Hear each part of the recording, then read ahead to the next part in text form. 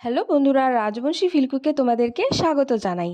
আমাদের রাজবংশী সমাজের জনপ্রিয় এবং খুব পছন্দের একটি খাবার, যেটাকে আমরা ফোকদই বলে থাকি।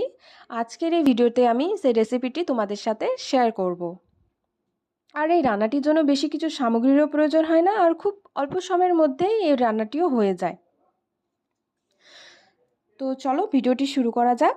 তো তোমরা দেখতে পাচ্ছ আমি এখানে নিয়ে নিয়েছি হচ্ছে কচু পাতা। আর কচু পাতা তো সকলের বাড়ির আশেপাশে সহজেই পাওয়া যায়। আর নিয়ে নিয়েছি হচ্ছে আতপ চাল। আতপ চাল হচ্ছে এই রেসিপিটির জন্য খুব অত্যন্ত গুরুত্বপূর্ণ একটি জিনিস।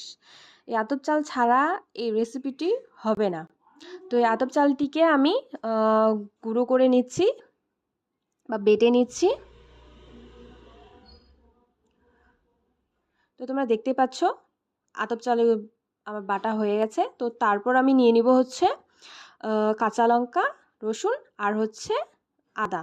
তো আমি এখানে ঝাল একটু বেশি পছন্দ করি, তাই এখানে কাঁচা লঙ্কা পরিমাণটা একটু বেশি নিয়েছি। তো তোমরা নিজের অনুসারে তোমরা যারা যত ঝাল পছন্দ করো সেই হিসেবে তোমরা লঙ্কা নিতে পারো।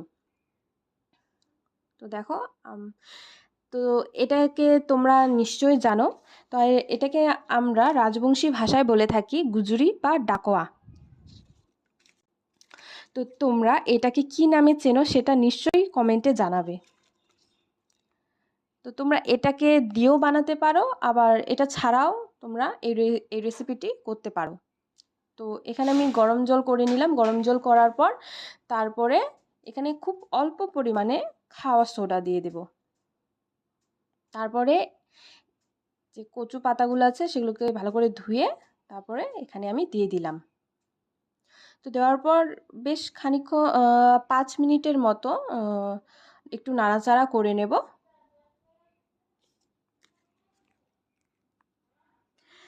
5 মিনিটের মতো এটা এখন ভালোভাবে সেদ্ধ হয়ে যাবে কিছুক্ষণের মধ্যেই। তো এরপর আমরা যে আতপ চালের গুঁড়ো আর কাঁচা লঙ্কা, আদা আর রসুন বাটা নিয়েছি সেটাকে এখন খুব অল্প পরিমাণ জলে ভালো করে মিক্স করে নেব। তো এই মিক্স করা জলটা এখন এখানে আমি ঢেলে দিলাম। তো এটাকে দেওয়ার পর ভালো করে নাড়াচাড়া করতে থাকতে হবে, কারণ হচ্ছে যদি নাড়াচাড়া না করি তাহলে যে আতপ চালের গুঁড়োটা দিয়েছি সেটা জমাট বেঁধে যাবে, আর জমাট বেঁধে গেলে এটা খেতেও ভালো হবে না আর দেখতেও ভালো হবে না। তো এরপর পরিমাণ মতো লবণ দিয়ে দিলাম। লবণ দেওয়ার পর এটাকে এখন ভালো করে মিক্স করে নিচ্ছি। তারপরে আমাদের রাজবংশী ভাষায় যে আমরা গুজরি বা ডাকোয়া বলে থাকি এটাকে এখন দিয়ে দিলাম। এটা দেওয়ার পর এখন বেশ 5-10 মিনিটের মতো নাড়াচাড়া করতে থাকবো।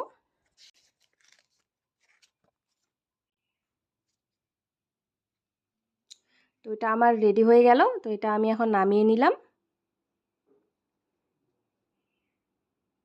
তো এই রেসিপিটি তোমরা বাড়িতে নিশ্চয়ই ট্রাই করে দেখবা, খুব ভালো লাগবে।